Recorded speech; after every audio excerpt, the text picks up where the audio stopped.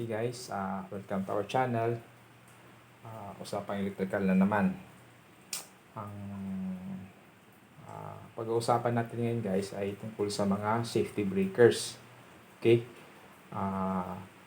Pag-usapan natin tungkol nga doon nga pala sa mga mahilig mag-DIY at saka sa gustong matuto ng basic na electrical.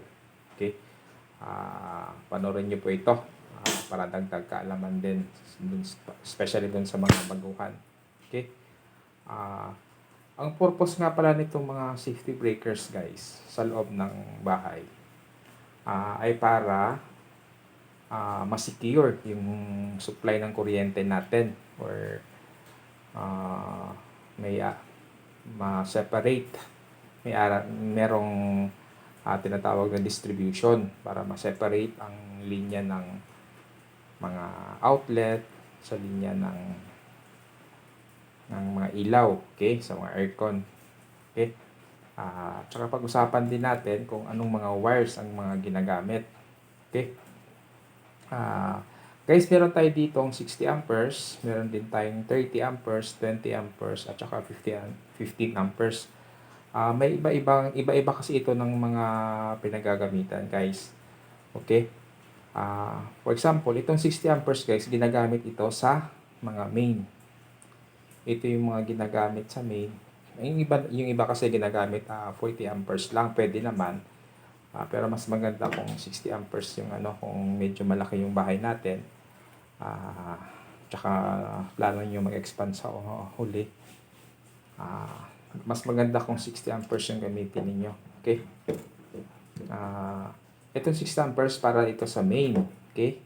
So, itong amperes naman para ito sa mga convenience outlet. Ang estimate nito guys, sa akin lang ang pwedeng i-install na convenience outlet para sa 30 amperes ay kahit mga 20 na double. Okay? 20 na double na outlet. Tsaka kahit refrigerator, kaya nito. Refrigerator, or kung meron kayong water heater, mga motor, okay, pwede ito. Pero ang gagamitin niyo na wire dito sa 30 amperes guys is mas maganda kung 5.5 mm yung gamitin natin. Okay? Tsaka dito naman sa 20 amperes, pang outlet din ito. Pero sa akin lang guys, ang maganda dito na i-install na mga outlet, kung sa bahay lang man, kahit mga 20 maximum, or mga 15 lang, 15 na double na tugang na mga outlet. Pero marami na yun kung sa bahay lang. Okay? Tsaka itong ang ginagamit nga pala na wire nitong 20 amperes guys is mas maganda guys kung 3.5 yung gamitin natin. At tsaka pwede rin ang 20 amperes din, ginagamit din ito kung medyo malaki yung natin, kung gusto natin ng separate ang ating aircon. Okay, yung malalaking aircon, yung 2 horsepower, okay, na mga window type, or mga basta mga 2 horsepower na aircon. Okay, 20 amperes, separate natin, pwede ito. Separate siya. Tsaka yung 15 amperes guys na safety breaker, intended ito para sa mga ilaw. Para sa akin din, sa base sa experience ko, pwede nito kahit mga 20 piece, 20 na bulb. Okay? Kung sa bahay lang, ginagamit natin siguro mga siguro 12 watts yung pinaka maliwanag, no?